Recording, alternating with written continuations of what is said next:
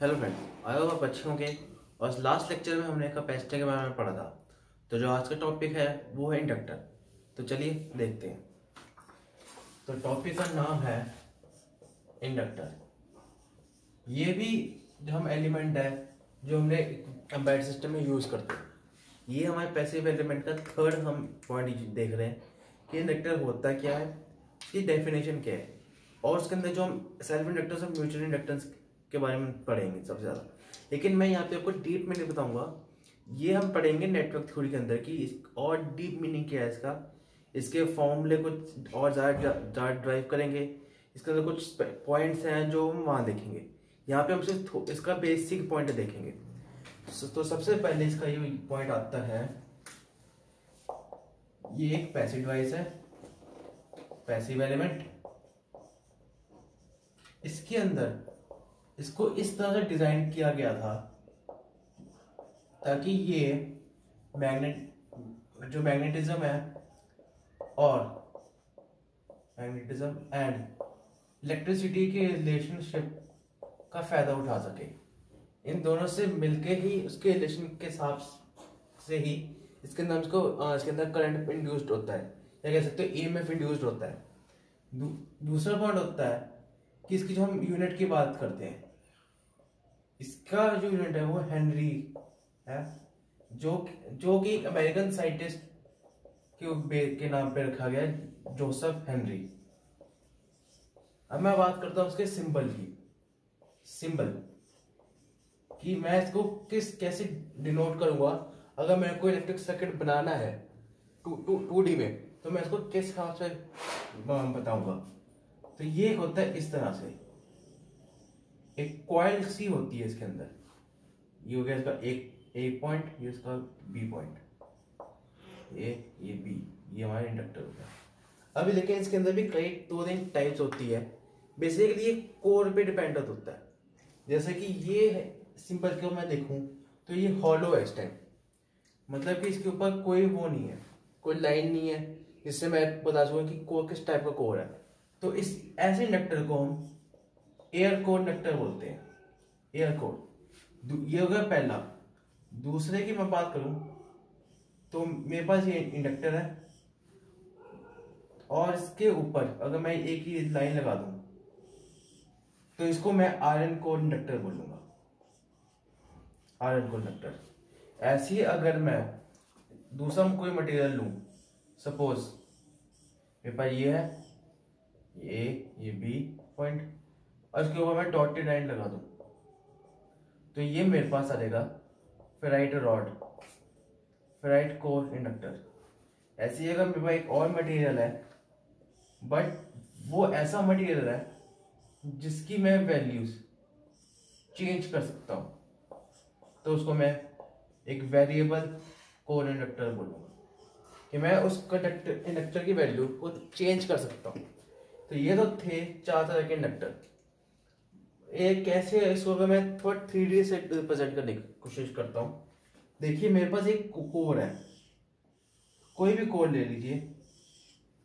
मेरे पास ये suppose air core है, मतलब हॉलो ट्यूब है।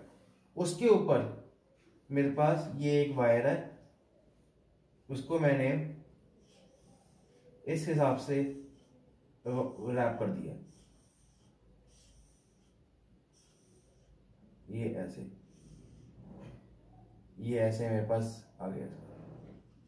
तो इस हिसाब से होता है, ये होता है कोर का एरिया ऑफ क्रॉस सेक्शन। यहां से आपका करंट जाएगा। ये जो होते हैं ये नंबर ऑफ टर्न्स, कितनी हमने टर्न्स रखी है, कई बार 100 टर्न्स भी होता है, कई बार 500 टर्न्स होती है, वो डिपेंडिंग ऑन द एप्लीकेशन होता है। ये होता है हमारे पास इनर मटेरियल ऑफ कोर, कि मेरा कोर किस मटेरियल पर बना है। एंड लास्टली कि मेरे पास यहां से लेकर यहां तक ये होती है एल। मैं स्मॉल एल से डिनोट करूंगा एल, यानी उस कोर की लेंथ कितनी होगी। तो ये तो था कि मैं इसको रिप्रेजेंट कैसे करूंगा, कि अगर मैं इसको थोड़ा 3D से दिखाऊं कि इसमें एक कोर होगा, उसके ऊपर मैंने एक वायर लपेटी है और उसके अंदर एक ईएमएफ कैसे इंड्यूस्ड हो रही है अगर मैं वोल्टेज दूं। तो ये तो था कि कुछ बेसिक पॉइंट्स थे। अब अगर मैं बात करूं कि मुझे इसके अंदर एक वोल्टेज फाइंड करनी है, कि मैंने इसको कुछ वोल्टेज दी तो मैं उसको कैसे फाइंड करूंगा कि इसके अंदर, वैसे तो मैं सपोज 240 या 5 वोल्ट कितनी दूं, मुझे अपने इस इंडक्टर के अंदर चाहिए कि मुझे पता चाहिए कि मैं इसके अंदर कैसे निकालूं। तो इसके अंदर कुछ नहीं करना। अगर मैं बात करूं, मैं ऊपर से इरेज कर रहा हूं यार, अगर मैं बात करूं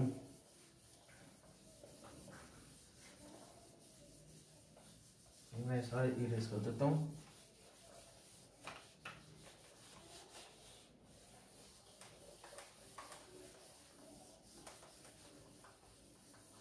अगर मैं बात करूं, मेरे पास ये एक कोड है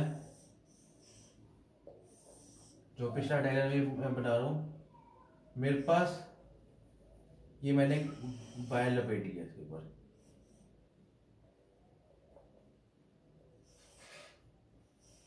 इस हिसाब से, इस हिसाब से मैंने वायर लपेटी। ये हो गया ए, ये हो गया बी, ये हो गया इसका क्रॉस सेक्शन एरिया ए, ये हो गया एन, और यहां से आ गया आई, और ये हो गया एल। तो ये तो हो गया इसके कुछ पैरामीटर्स हो गए।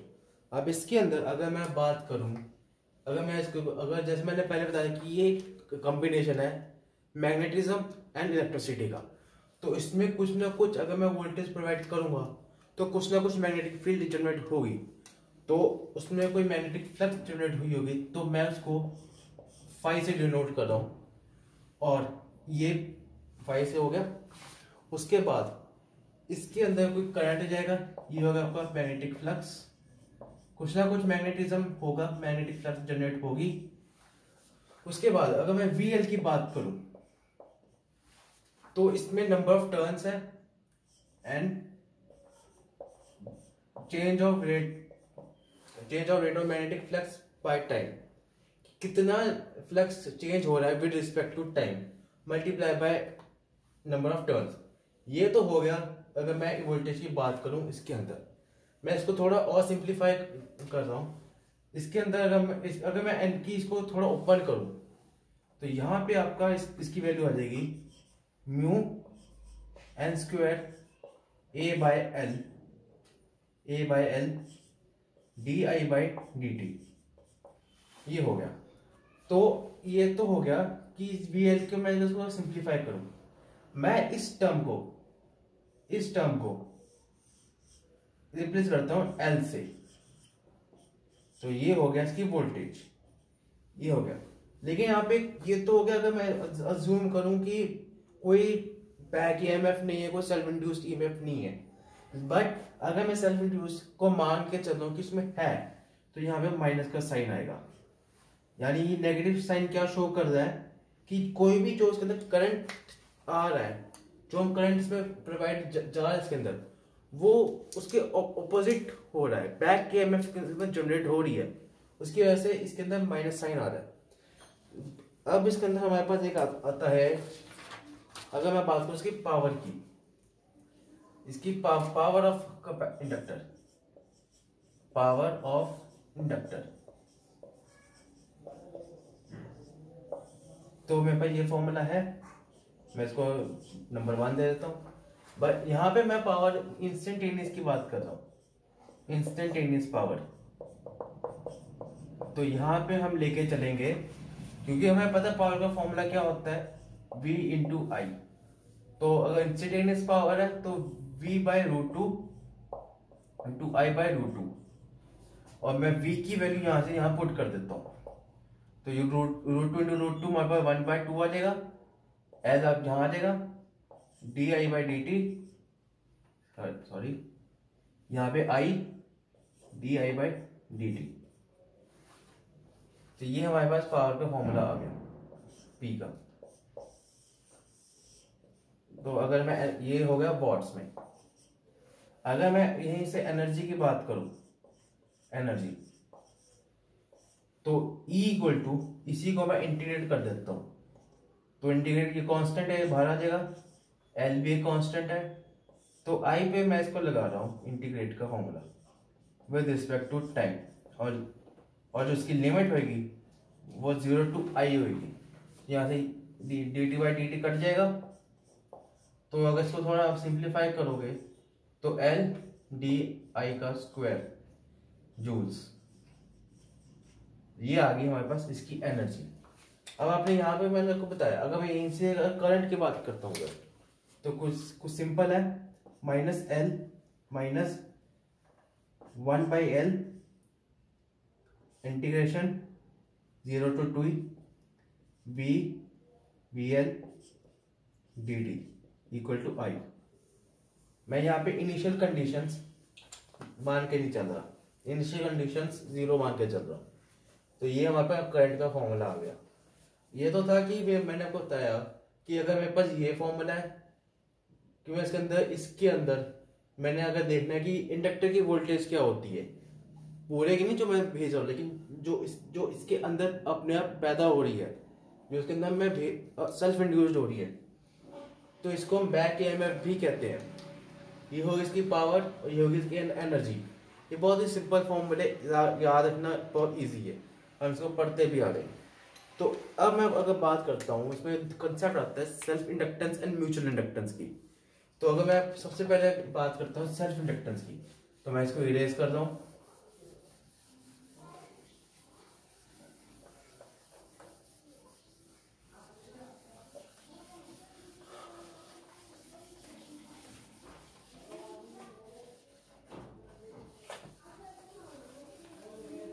तो मेरे पास अगर है सेल्फ इंडक्टेंस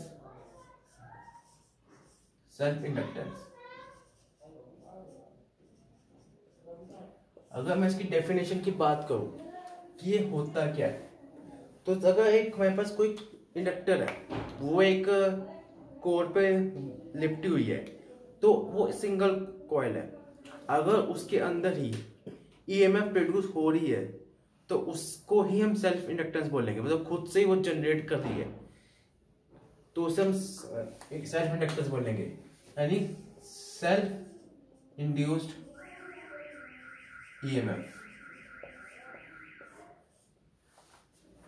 ठीक है, अब हम इसकी बात करते हैं, इसको हम डिराइव कैसे करेंगे कि इसका फॉर्मूला किस हिसाब से है।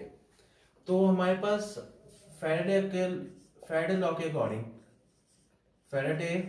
लॉ के अकॉर्डिंग मेरे पास जो मैंने पिछले फॉर्मूले आपको याद है, आपको मैंने बताया था V L equal to N D Q by D T, यहाँ पे माइनस का साइन आएगा, एक ये हमारे पास है, और दूसरा जो फॉर्मूला था इसी से हमने जो डिराइव किया था minus L D I by D T.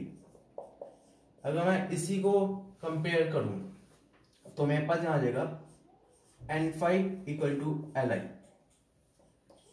ये मेरे पास आ गया, एक रिलेशन आ गई मेरे पास कि अगर मुझे ये वैल्यू दे रखी है, मेरे पास नंबर ऑफ टर्न्स दे रखा है, मेरे पास फ्लक्स दे रखा है, और मुझे इंडक्टेंस भी दे रखी है, और करंट निकालना है, ये ऑपोजिट दे रखा है। अब मैं अगर मुझे इसके साथ एक चीज, अब मैं इसको डिराइव करना चाहता हूँ कि मेरे पास एल की वैल्यू क्या है, एल एस की वैल्यू, मतलब सेल्फ इंड्यूस्ड ईएमएफ की वैल्यू क्या है। तो हमें पता है कि फाई जो है उसको मैं ऐसे लिख सकता हूं बी डॉट ए, यहाँ पे ए है area of cross section and B है हमारा फ्लक्स डेंसिटी। ये हो गया हमारे पास फ्लक्स डेंसिटी, और ये हो गया हमारे पास एरिया ऑफ क्रॉस सेक्शन, जो कोर का हमारा एरिया क्रॉस सेक्शन है। तो ये हमारे पास नंबर 3 होगी, यहाँ पे हम लिख देते हैं ये नंबर 4, क्वेश्चन 4 में कर लीजिए, ये क्वेश्चन 3। अब यहाँ पे एक और चीज भी है, हम अगर इसको भी देखो लें तो B की वैल्यू हमारे पास आती है B equal to mu H. यहाँ पे परमेबिलिटी है और यहाँ पे कोई कांस्टेंट है, ये हमारे पास मैग्नेटाइजिंग फोर्स है, तो ये हमारे पास नंबर 5 आ गया। अब यहाँ पे अगर हम इसको भी खोल लें तो H इक्वल टू हमारे पास यहाँ पे आ जाएगा H इक्वल टू, ठीक है, H equal to NI/L। Number 6। अब ये सात इन इक्वेशंस को हम नंबर 3 में पुट कर देते हैं। तो यहां से जो हमारे पास L की वैल्यू आएगी, Li इक्वल टू NNBA। अब यहां से हमने 4 में 3 में डाली। अब मैं B को भी मैं वैल्यू डाल देता हूं, NμHA। अब H की वैल्यू यहां पुट कर दीजिए, Li equal to NμNi/L into A। अब यहां से जो कटता है वो काट दीजिए, I से I कटेगा, तो L इक्वल टू μN²A/L जो हमने पहले निकाला था। तो ये हो गया हमारे पास सेल्फ इंड्यूस इंडक्टेंस की वैल्यू। तो ये इसके बाद अगर मैं बात करूं कि हमने क्या है ये, तो अगर मैं म्यू को भी खोल देता हूं तो यहाँ पे मेरे पास म्यू की वैल्यू भी आ जाएगी, μ0 μr N²A/L। ये फॉर्मूला बहुत इजी है, अब याद रखना चाहते हो तो अच्छी बात है, नहीं तो कोई चक्कर नहीं है। और इसको इजीली डिराइव भी कर सकते हो अगर आपको कंसेप्ट पता हो। तो अब अगर हम बात करें ना म्यूचुअल इंडक्टेंस की बात करते हैं, तो म्यूचुअल इंडक्टेंस इसका बिल्कुल थोड़ा ऑपोजिट होता है। उसके अंदर हमारे पास क्या होता है, हमारे पास 2 कॉइल्स होती है उसके अंदर। तो एक कॉइल से अगर मैं डेफिनेशन की बात करूं तो जो पहली कॉइल होगी, अगर मैं बात करूं म्यूचुअल इंडक्टेंस की, म्यूचुअल इंडक्टेंस, तो इसके अंदर मेरे पास एक कोर है, उसके अंदर एक मेरे पास यहाँ पे एक कह सकते हो मेरे पास एक कॉइल है,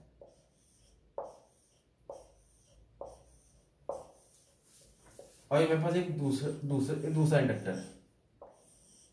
यहाँ पे मेरे पास एक और कॉइल है।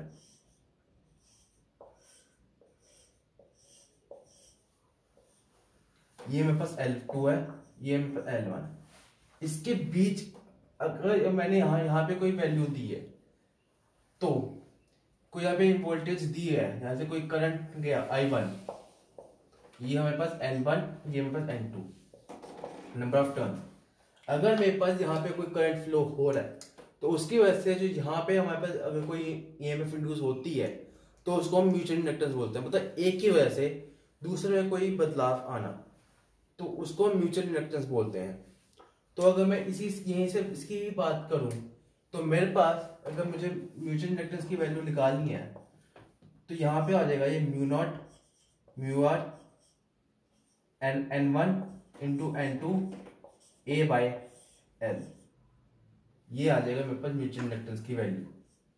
तो ये तो हो गया अगर मेरे पास 2 सेपरेट कोर्स है, मतलब 2 सेपरेट मेरे पास है, यानी अगर मेरे पास ये 2 कोर्स है, अगर मैं इसको पास ले गया हूँ तो उसकी वैल्यू क्या होगी वो आप यहाँ से कैलकुलेट कर सकते हो। अगर मेरे पास यहाँ मैंने दूर कर दिया तब भी आप इसकी थोड़ी वैल्यू में कोई फ्लक्चुएशन आएगी, मतलब कोई डिफरेंस आएगा। तो ये तो था अगर मेरे पास 2 अलग अलग कोर्स है। अब मैं इसकी निकालना चाहता हूँ कि मेरे पास अगर एक ही कोर है तो क्या होगा। तो सबसे पहले मैं इसका आपको डायग्राम बता देता हूँ। मेरे पास एक ये कोर है, तो यहाँ पे मेरे पास एक ये कोर है, एक मेरे पास एक ये कोर है।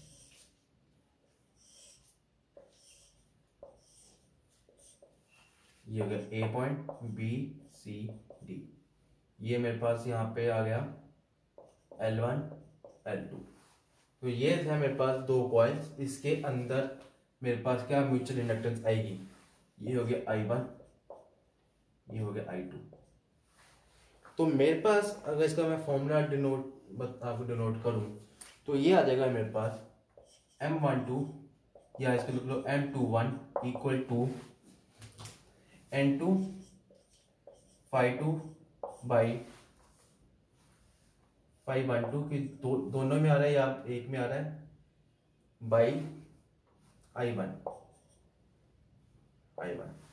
तो ये तो हो गया इसके अंदर निकालने का फॉर्मूला। आप इसको या 12 लिख सकते हो या 21 लिख सकते हो, वो कोई चक्कर नहीं है। अगर आपने 1 2 ले रहे हो तो 1 2 आएगा, यहाँ 2 आएगा। अगर 2 1 ले रहे हो तो यहाँ पे 1 आएगा। अब ये कर सकते हो। अगर मैं इसको तो दोबारा लिख देता हूँ, साफ से लिख देते हैं। अगर मेरे पास म्यूचुअल इंटेंस 1 की वजह से 2 पे क्या आ रहा है तो 1 2 है, यहाँ पे आ जाएगा आपका n2 5 1 2 बाई i1। अगर मेरे पास 2 1 है तो यहाँ पे आ जाएगा n1 5 2 1 बाई i2। ये मेरे पास म्यूचुअल इंडक्टेंस की वैल्यू आ जाएगी। अब एक और चीज़ है, यहाँ पे हम बात करते हैं कपलिंग फैक्टर की। ये कपलिंग फैक्टर क्या होता है? तो उससे पहले एक फैराडे अकॉर्डिंग टू इलेक्ट्रोमैग्नेटिज्म, तो उनके अकॉर्डिंग हर एक इंडक्टर का अपना इंडक्टेंस वैल्यू होती है। मतलब उसके हर इंडक्टेंस वैल्यू कह सकते हो सेल्फ इंडक्टेंस वैल्यू, जो हमने लास्ट टॉपिक में निकाली थी, यानी L1 equal to mu not mu R n1 square a by l, and L2 mu not mu R n2 square a by l। यहां से अगर मैं म्यूचुअल इंडक्टेंस की वैल्यू निकालूं तो बाय क्रॉस मल्टीप्लाइंग मेरे पास m आ जाएगा L1 इंटू L2 का अंडर रूट। अगर मैं एक और चीज भी देखूं, m इक्वल टू, मैं इसको ऐसे लिख सकता हूँ 1 multiply by L1 into L2। तो मेरे पास ये, इसको मैं क्या बोलूंगा, इसको मैं कपलिंग फैक्टर की बोलूंगा। मैं इसको k से डिनोट करता हूँ, m equal to k under root of L1 to L2। और k की वैल्यू यहाँ पे 0 to 1 हो सकती है, बिटवीन 0 and 1, या 0 और 1 हो सकती है। तो ये हो गया कपलिंग फैक्टर। और ये म्यूचुअल इंडक्टेंस अगर दोनों कॉइल्स का दे रखा है, अगर नहीं दे रखा तो आप इन दोनों से पहले निकाल लीजिए, उसके बाद के की वैल्यू निकाल लीजिए।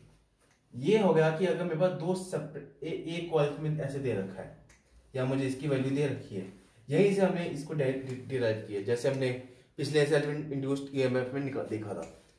अब अगर हम बात करें, अगर मैं, जैसे मैंने आपको पहले लेक्चर्स में हमने देखा कि रजिस्टर और कैपेसिटर हमें सीरीज और पैरेलल में लगे, उसको कैसे कैलकुलेट करना है वो हमने देखा। क्या होगा अगर हम सेम प्रोसेस यहाँ पे करें, मतलब दो इंडक्टर को एक साथ लगा दें या दो से ज़्यादा को लगाए, तो हम एल इक्विवेलेंट कैसे निकालेंगे, उसका टोटल वैल्यू कैसे निकालेंगे। तो सबसे पहले हम बात करते हैं सीरीज कनेक्शन की। मैं इसको इरेज कर रहा हूँ।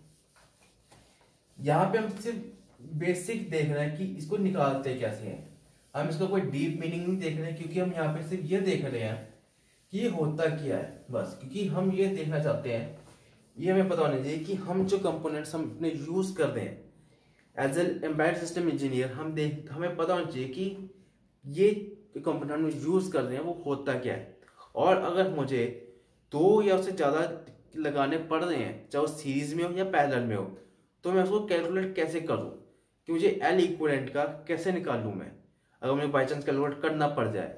या फिर अगर मैं कहूँ कि मुझे अगर ज़्यादा नहीं कम करने हैं, तो मुझे उसकी इक्विवेलेंट वैल्यू निकाल के उसी का मुझे कंपोनेंट मार्केट्स में अवेलेबल है कि नहीं है, या फिर मैं उसको खरीद लूँ। तो ये मैं यहाँ पे से आपको यही बता रहा हूँ।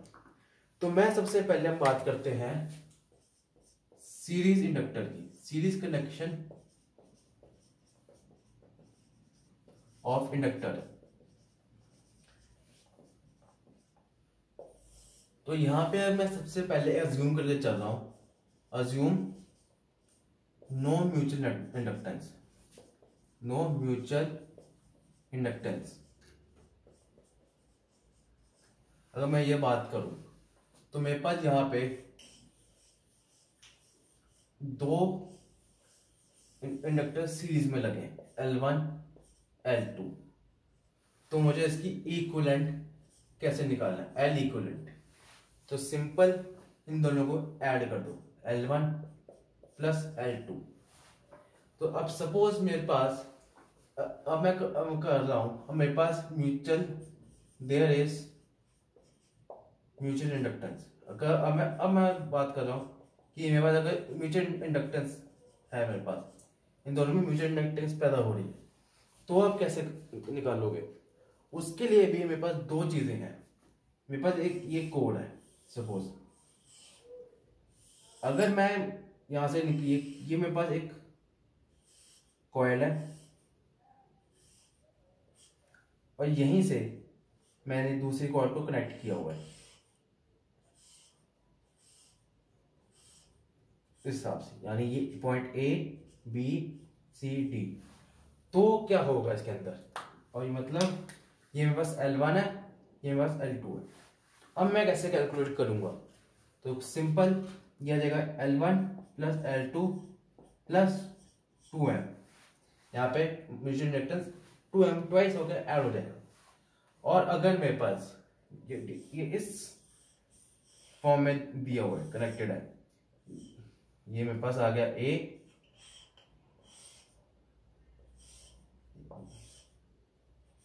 और यही यहीं से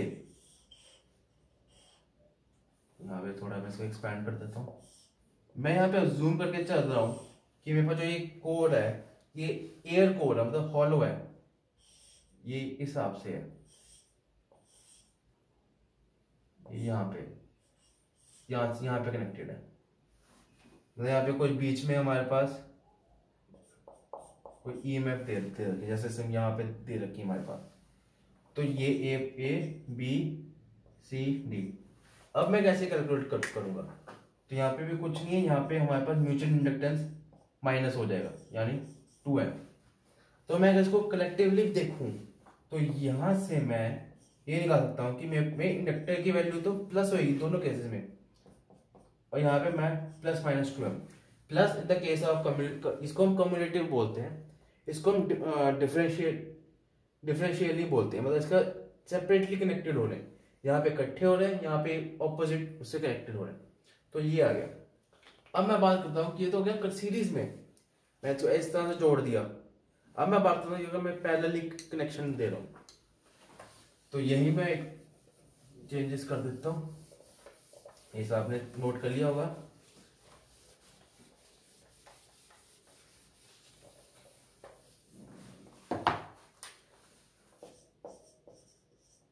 parallel connection,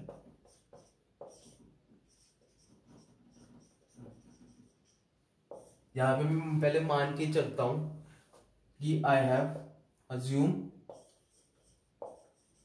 there is no mutual inductance. तो मेरे पास यहां पे दो इंडक्टर है, मेरे पास दो इंडक्टर है जो आपस में पैरेलली कनेक्टेड है। तो इसमें मैं कैसे निकालूंगा, ये L1 ये L2। इसमें हमने एक चीज का ध्यान रखना है, जो सीरीज कनेक्शन में उसमें आपका वोल्टेज डिवाइड होता था लेकिन करंट आपका सेम रहता था, बट यहाँ पे हमारा करंट डिवाइड होगा और वोल्टेज रहेगी सेम। तो यहाँ पे मेरे पास आ जाएगा, मैं इसको निकाल लूँ तो मेरे पास एक फॉर्मूला हमें पता है जो हमने डिराइव भी किया है। तो VL equal to L di/dt, ये आपको ये फॉर्मूला याद है। तो यहाँ से अगर मैं निकालूं तो ये VL इक्वल टू L यहाँ आएगा di/dt प्लस di2/dt, ये रहेगा di1/i2, कि यहाँ से हमारा करंट जा रहा है और ये मेरे पास आ गई प्लस माइनस वोल्टेज। तो अगर मैं इसकी वैल्यू यहाँ से निकाल दूं तो VL इक्वल टू L, इसको मैं लिख रहा हूं equivalent, VL/L1 plus VL/L2, VL बाहर आके कट जाएगा तो यह देगा 1/L equivalent equal to 1/L1 plus 1/L2। तो मैं इसको सॉल्व करने के बाद, सिंप्लीफाई करने के बाद यहाँ पर आ जाएगा L1 to L2/L1 plus L2। ये मेरे पास तब है कि जब मेरे पास कोई म्यूचुअल इंडक्टेंस नहीं है। अगर मेरे पास म्यूचुअल इंडक्टेंस आती है तो यहाँ पे भी दो केसेस बनते हैं। अगर मेरे पास यहाँ पे म्यूचुअल इंडक्टेंस सेम है, यानी यहाँ पे और यहाँ पे सेम उसके अंदर है, तो मेरे पास आ जाएगा L1 plus L1 into L2 minus M² by L1 plus L2 plus 2M। अगर मेरे पास ये सपोज मेरे पास यहाँ पे इंड्यूस हो रही है, एक यहाँ पे इंड्यूस हो रही है, तो मेरे पास L1 L2 minus M square by L1 plus L2 minus 2m हो जाएगा। यहाँ पे भी सेम ही है जैसे हमने पहले देखा था, बस यहाँ पे हमारे पास आ जाएगा, अगर इसको कम्यूटेटिवली देखें, L1 L2 minus M square by L1 plus L2 plus minus 2m, यहाँ पे माइनस आएगा, यहाँ पे प्लस। तो हमने ये देखा कि अगर मुझे सीरीज में कनेक्टेड है तो कैसे निकाल लूंगा, पैरेलल कनेक्टेड है तो कैसे निकाल लूंगा। और उसमें हमने ये भी चीज देखी कि अगर मेरे पास अगर सपोज में म्यूचुअल इंडक्टेंस नहीं पैदा हो रही तो मैं इसको कैसे निकाल लूंगा, अगर हो रही है तो कैसे निकालूंगा। तो ये था आज के लेक्चर में, बस इतना ही है क्योंकि ये बेसिक लेक्चर था। आपसे फिर अगली बार मुलाकात होगी, तब तक के लिए थैंक यू।